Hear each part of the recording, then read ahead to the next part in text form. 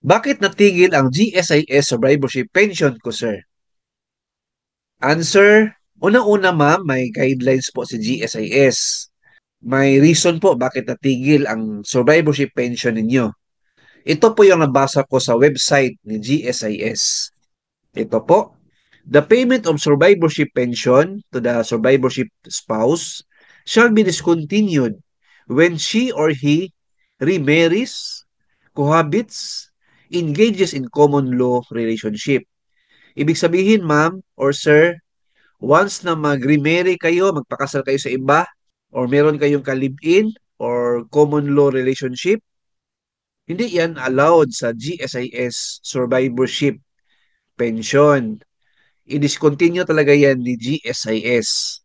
Kasi po, pension po yan ng former husband ninyo or former wife ninyo. It's unfair naman kung mag-remarry kayo, meron kayong ka-live-in, and you're enjoying pension benefits ng former husband po ninyo or former wife ninyo.